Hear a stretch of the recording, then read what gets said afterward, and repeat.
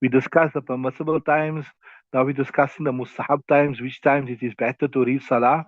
And we've covered Fajr. We said Fajr is best about um, 15 minutes, 20 minutes before the time comes out. Zohor, we discussed, we said Zohor months later according to Hanafi madhab. Then we discuss also the Isha time, the Asr time. We said Asr, delay it as much as possible, not into the makruh time where the sun becomes weak and you can look directly. And the reason why we say delay it is because according to Hanafi madhab, once you read your Asr Salah, you can't read any Nafil Salah after that. Yes, um, you can read Qadha namaz, but not once the sun becomes reddish, etc. Right? So that was not in Maghrib namaz. We said permissible time is right till the whiteness disappear, but best is try to once you certain the time is in to read it immediately, right? Then we're discussing the Isha times. So Bismillah ar-Rahman ar-Rahim. Read it.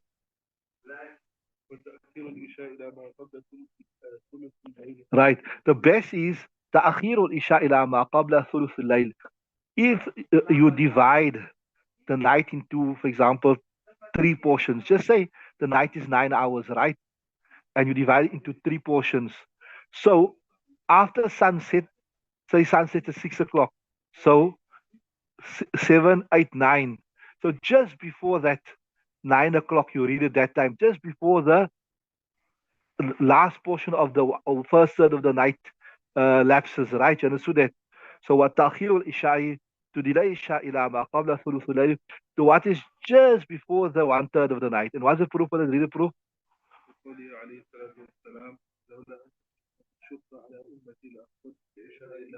Yeah. What's our proof to say that you should delay to just before one third of the night?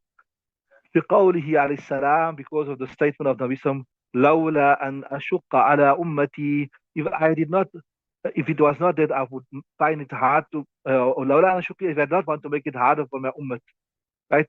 If it is not that I don't want to make hard,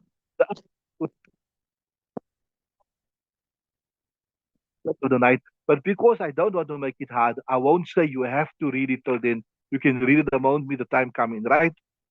Then ولأن فيه قطع الثمر المنهي عنه بعده.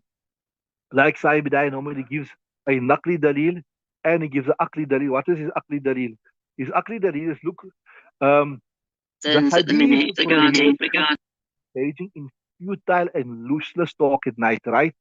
This is called samura. What is it called? Samura. So, ulama mentioned when you read your Isha namaz, etc., you shouldn't waste your time in useless, redundant activities. You should take to bed, sleep early, wake up early, read Tahajjud namaz. So this is called al-samaratul manhiyu. Al-samarul manhiyu, the prohibited. So why they saying delay the salah till one third is a proof. One is obviously the hadith that you mentioned, that is dalile naqli. Dalile akli is this, look, if you read Isha too early, right, and in winter the nights are very, very long, then obviously people are not going to sleep so early. So then they're going to fall into the prohibited act of engaging in futile talk and futile activity after Isha. So rather delay the Isha so that the chances of a person falling into the prohibited talk is lesser. You understand what I'm saying? So this is the reason, the logical reason why we would rather delay the salat, especially maybe in the winter, because I said the nights are extremely long. So now you're going to imagine you're reading Isha namaz at 6:30, 6:45, some places. Now people sleep 10 o'clock, 11 o'clock. So inadvertently they are going to engage in this. So rather delay it till one third. So you're saving the people from engaging into the prohibited act. That's the reason, right? So لأن فيه قطع الثمر المنهي عنه بعده, right? Then, so that's one opinion, right? Then there's an وقيل في الصيف تؤجل كي لا تتقلل الجماعة. It is said, one opinion is that in summer, hasten the salah. As the moment the time comes in. Now, in previous times, obviously, there wasn't lights, there wasn't roads, there wasn't electricity, there wasn't asphalt roads. So to go out in the night time, and it will be very, very difficult. Like now you jump into your car, into your garage, you pull into a light lit up parking lot, you go to the masjid. But I think back in the day where it was dark, there weren't roads, people had to walk, etc. So the best thing is that in previous times, what you do in summer, especially when it's difficult for people to be out late at night, rather read the Isha early finish. So that وقيل في الصيف تعجل كي لا تتقلل الجماعة. It is said in summer, hasten to ajal, bring the Isha the moment the time come in, so that the Jamaat is not decreased. So you see to what extent Shariat, it takes the heart, it considers the Jama'ah, that people must be there for Salah. They mustn't they mustn't you mustn't time is such that people will miss Jamaat. Now so the next part of our portion as mentioned here is quite interesting. He says وَالتَّأْخِيرُ إِلَى نِصْفِ اللَّيْلِ مُبَاحٌ. Now in the Hanafi madhab, so we said it is better to read it what before 1/3 of the night, right? Follow nicely. See, look, go back there, see there. So وَالتَّأْخِيرُ إِشَاء إِلَى مَا قَبْلَ ثُلُثُ اللَّيْلِ. So it's better to delay the shuttle before 1/3 of the night. But if you divide the night into two portions, right, then it is perfectly fine. It is perfectly fine to delay till before half of the night, right? That is permissible. Without karahat. Why? They say, see, there are two contradictory proofs here. One proof says what? Do it early, right? Isn't it? And so that the Jamaat can be big, right? And then one proof says, do it later so that people do not get caught up into the what? Into Samara. So you have two outwardly contradictory proofs. So when you get two things that are contradicting, what you do? You say just leave it. Let it revert to its default ruling. That's what I'm saying. So there's a principle also you do in fiqh. And also there's a principle you do hadith. It goes as follows. إِذَا تَعَارَضَا تَسَاقَطَا. When two things contradict each other, they basically cancel each other out and they nullify each other. So one proof is make it quickly so that people don't miss the Jama'at, right? People want to sleep early, especially in summer. And one proof say delay it a little bit so that if people are less prone to fall into the prohibited talk after Isha. So this is also important, Masla, that you must remember that after Isha, yes, if you got work, specific work, homework, schoolwork, madrasa work, mutala'a, business work, kitchen work, the ladies got, that's different. Here we speak about engaging in wasteful activities, like how we, in our context, you say maybe Allah Ta'ala protect watching television, scrolling through the phone, and all that type of things, right? So the one dalil is hasten, the one dalil is delay. So the two, they cancel each other out. And then once the two cancel each other out, we go to the default ruling, which is what? That it can be done till half of the night. See, لأن الدليل الكراهة, the dalil of karat of delaying, وهو تقدير الجماعة, it is that it will result in the blessing of Jamaat. عارضه الدليل الندب, that the proof of it's mustahab to delay it, it contradicts it. And what was that one? وَوَقَطْعُ السَّمَرِ, right? It is cutting off the talking, right? بواحد for a person. فَيَثْبُتُ الْإِبَاحَةُ. So the default ruling of ibahat till half of the night will be there, right? Then they think وَإِلَى نِصْفِ الْأَخِيرِ مَكْرُوهٌ. To delay it to the second half of the night, it is not permissible. Maybe sometimes, not sorry, not permissible, it is makruh, is reprehensible. It is just like sometimes, like if a person has a valid reason, like I told you, you were busy, Allah Ta'ala protect, something happened, you were pride, maybe you went to hospital or accident or this, or maybe you're traveling, whatever. So you make one stop for Isha and one stop for Fajr. That is acceptable, no problem with that. But to habitually do that, like maybe the ladies, they decide, okay, for the men, alhamdulillah, they have to go to the masjid, so they maybe not so prone to this. So the ladies say, no, I'll sleep away now, inshallah. I'm going to wake up for tahajjud. As it is, I'm going to wake up for tahajjud. I wake up tahajjud time. So technically speaking, that is the isha time. Tahajjud time is isha time. But now without a valid reason to habitually just now you want to wake up, say for instance, Fajr time come in 6 o'clock. So you habitually you say, I'm going to wake up 5:30. I'm going to read my isha namaz. Then I'm going to read my Quran. Then just read my witr before the entry time of Fajr. Then I read a witr. And then I read my Fajr and then I go and sleep. So to do that continuously, it is makruh. And I told you in the Hanafi fiqh books, when you get the word makruh, means makruh tahrimi. So wa ila nisfil akhiri makruh. So now this is a separate mas'ala to the previous mas'ala was saying that before 1/3 of the night is fine. And we gave you why, because the two contradictory masail, they cancel each other out, right? Then this is separate. So you can delay till before 1/3 of the night, but do not go beyond that. Do not, right? So wa ila nisfil akhiri makruhun. Why? Right? Lima fihi min taqlil al-jama'ati. Because one reason for the main folk is this here, that it will result in the decreasing of jama'at, right? وَقَدْ انْقَطَعَ السَّمَرُ قَبْلَهُ. And obviously, uh, you can't say now you want to allow them to read late so they can speak all night. Long before that, people would have stopped engaging in futile activities. So that so so so so samara, like how we said, to delay so that people can speak.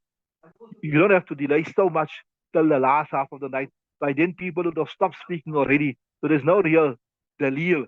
There's no proof to justify delaying it beyond the first half of the night to allow the people to engage in their samara. Are you with me? Okay, read the next one.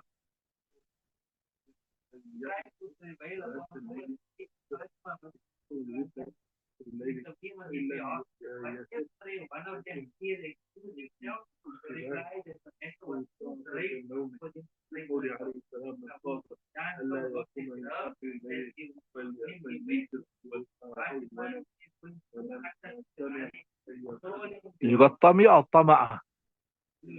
Right.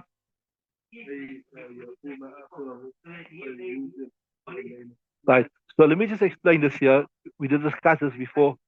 That's pretty simple. If you are accustomed to waking up for tahajjud namaz, you used to, you wake up all the time, right? Then the best thing to do is when you wake up before the exit time of tahajjud namaz, 6 rakats, 8 rakats, make dua for me also. And then just before the entry time of Fajr, then you read your witr. So the most virtuous witr, other than for the men in Ramadan, they read in Jamaat in the masjid, right? But other than that, the default ruling is that the most virtuous time for witr is just before the entry time of Fajr. If you are certain you will wake up, if you are a person that usually wakes up and you know you can wake up, right? But if you sleep like a log, you work very, very hard, or you're studying, etc., and you are tired, you got no guarantee you're going to wake up that time, you don't normally wake up, then it is better for you to read your witr before you go and sleep. In fact, I mentioned to you people, Abu Hurairah radiallahu ta'ala was, in so to say, student of Deen. He was a muhaddith. He used to rehearse all his ahadith at night time. So Nabi Sallallahu said to him, Abu Hurairah, you are a student, you work hard. So for you, you must read your witr before you sleep. Right. So if you okay, maybe now in winter, maybe now like here by us, you can read your tahajjud namaz right through till about 5 to 6. So if people generally wake up that time, then it's more virtuous, right? So that's what he's saying there. وَيُسْتَحَبُّ فِي الْوِتْرِ لِمَنْ يَعْلَفُ صَلَاةَ اللَّيْلِ آخِرَ اللَّيْلِ. It is mustahab with regards to the witr. لِمَنْ يَعْلَفُ, for that person is accustomed صلاة الليل, to the salat of the night, tahajjud namaz, آخر الليل, that تأخير إلى آخر الليل, right? فإن لم يثق الانتباه, if he's not certain, وثق يثق الانتباه, that he will wake up, أو ترى قبل النوم, he will make his witr before he sleeps. And what's the proof? بقوله عليه السلام, because of the statement of Nabi Sallallahu Alaihi Wasallam, من خاف ألا يقوم آخر الليل That person who fears he's unable to wake up in the latter part of the night, فَلْيُوتِرْ أَوَّلَهُ. Then he can read his witr before that. Right. But وَمَنْ طَمَعَ, who is desirous, أَن يَقُومَ آخِرَ اللَّيْلِ, that he wants to stand up at the last part of the night, فَلْيُوتِرْ آخِرَ اللَّيْلِ. That's also a zarf there. And he will read his witr to the latter part of the night. So this is strictly speaking about the witr. And we can add on this also here. This comes in Shami, the most authoritative Hanafi book, that if your Salatul Layl or your Tahajjud Namaz, if you can wake up, Alhamdulillah, mashallah, very good before you sleep. But if you can't do that, then before you sleep also, you read the 2 rakats, 4 rakats, 6 rakats, inshallah, you will get that reward as well. You also get the reward of Tahajjud Namaz, right? Because it's also Tahajjud time, right? Because the whole evening is Tahajjud time after Isha time. And even on a lesser level than that, even lesser than that is when you read your Isha Namaz, after your 4 rakat sunnat mu'akkada, sorry, for sunnat faraz, there's 2 sunnat mu'akkada, isn't it? Now that 2 sunnat mu'akkada you got there, right? That is nafil, it's 2 rakats nafil, isn't it? So you can make intention. There's a manam, be manam. When you read a 2 rakats after 2 rakats sunnat mu'akkada, you make intention, Ya Allah, this is, you don't have to say it, just in your mind. This is 2 rakats nafil of Isha. And also in this, I am including the intention of Salatul Layl. I'm including the intention of Salatul Tahajjud. Inshallah, you will get the reward also of Salatul Layl. So this is the minimum that you double up your intention in the 2 rakats after the 2 rakats sunnat mu'akkada. One step better than that is before you sleep, you make a wudu and you read Salatul Layl. And obviously the best is that just before the exit time of Isha,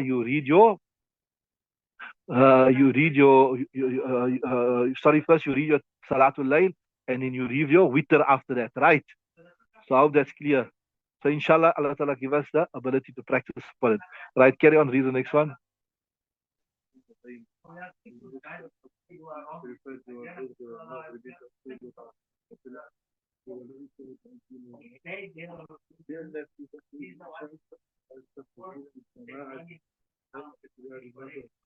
Okay. So this next masla, to understand this masla, you must remember here, we are working in a place where people didn't have clocks. They would rely more on ru'ya. Like I told you, they were experts. They could see, they'd look out, see the sun, etc., and work out the times. Now, وَإِذَا كَانَ يَوْمَ غَيْمٍ. غَيْمٍ, you got غِيمٍ. Nothing in your kitab. What you got in your kitab there? Raimin, yeah. So if it is a day of clouds, cloudy day, right? Now what you do? You got, like in our time, you got clocks, but there was no clocks. فالمستحب في الفجر والظهر والمغرب تأخيرها. So then the preferred thing to do with regards to your fajr, right? And your zuhr and your maghrib تأخيرها. Why? Because you're depending on the sun.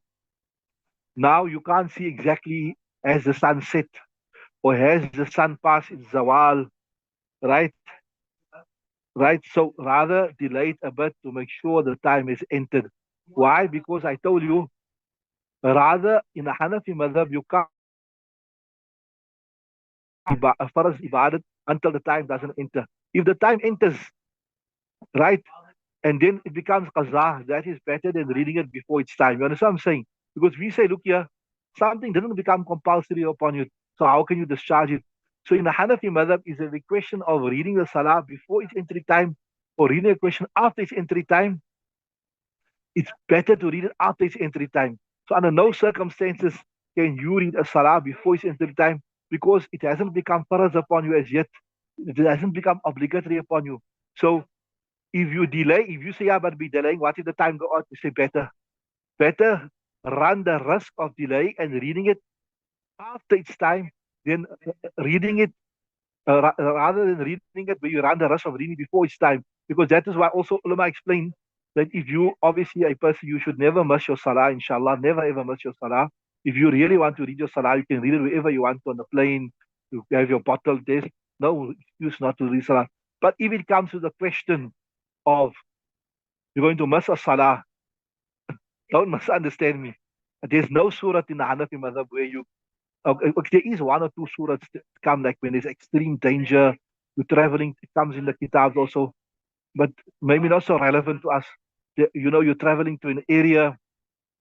Yeah, so first tahajjud, then witr. The best thing is first tahajjud, witr, first tahajjud, then witr. You read your tahajjud if you can, if you're used to waking up, read your as much tahajjud as you want to, and just before the exit time of Isha, you read uh, your witr, right? So I was telling you, there is one surah there. If you in previous times you're traveling through a very very dangerous place in previous times, and then if you're going to dismount, then you're going to the chance of getting like, okay, maybe I'll give you an example. You are traveling okay, we're going to Durban now, right? Now here at one stage, now I think the roads are safe, alhamdulillah, but there's one stage when you pass through the Transkei and Ciskei, the chances of getting hijacked, etc., was very, very big, very great. In fact, some of our family members got hijacked and they got shot in the arms and all that type of thing. So like so the ulama will say, when there's this extreme necessity, rather read it after its time. By reading it before its time, it's not valid. You understood? So that in that same reasoning is applicable here, that rather delay and run the rest of reading it after its time, because at least you know it has become farz upon you. So فالمستحب في الفجر والظهر والمغرب تأخيرها, right? وفي العصر والعشاء تعجيلها. But with regards to Asr on a cloudy day, right? والعشاء and the Isha namaz تعجيلها, you must read it quickly. Why? لأن في تأخير العشاء تقليل الجماعة.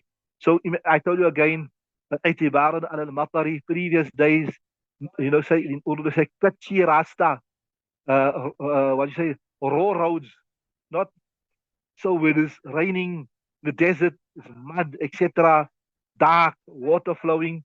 So there, once you certain the time is in, read it, don't delay it. Why? Because it will result in تقليل الجماعة. لأن في تأخير العشاء, in the delaying of the Isha, تقليل الجماعة, you are decreasing the Jamaat على اعتبار المطر, especially giving consideration to the rain. وفي تأخير العصر, and then don't delay the Asr. Why? Because too much, because remember it's dark now, so you can't see now. The clouds are in, it appears maybe the sun is set. وفي تأخير العصر, and in delaying the Asr, توهم الوقوع في الوقت, the fear of it taking place في الوقت المكروه, in the makruh time. So on a normal day you can look and you can see, hey, yeah, the sky is reddening, the sun is weakening, right? So I must read before this. But on that day, a cloudy day, you can't see when the sun is becoming weak. You can't see when it's a makruh time, etc., etc. So what's going to happen? The chance of falling the makruh time is great. So do not delay it too much, right? Right? And they say why? لأن تلك المدة مديرة. Because that is, and if you look at the Asr time also, it's a long time. So the chances of missing it, etc., is very little, right? وعن أبي حنيفة, also narrated from أبي حنيفة, التأخير في الكل للاحتياط. That there's also opinion that say all the salahs, not like the division we done earlier. وعن أبي حنيفة التأخير في الكل للاحتياط, right? Uh, that it's better to delay it all. Why? Because as I told you, came reasons I gave you earlier. Better delay it and run the rest of being after the time rather than hastening it and running the rest of it being before time. Why? التأخير في الكل الاحتياط. Better. Why? Don't you see? ألا ترى, don't you see أنه يجوز الأداء بعد الوقت. Don't you see that you can make ada even after the time you can make qada? But right, لا قبله, there's no place where you make it before the time in the Hanafi madhab. Right. So alhamdulillah, that has brought us to the end of that discussion. Tomorrow, فصل في الأوقات التي تكره فيها الصلاة. Tomorrow, inshallah, chapter of the times in which salah is makruh.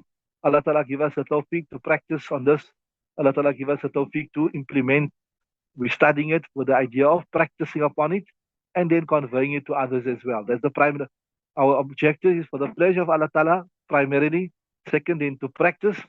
And then third, then to educate others, inshallah. Allah give us tawfiq. Subhanallah bihamdihi, subhanakallah bihamdika, wa la ilaha illa anta nastaghfiruka wa natubu ilayk.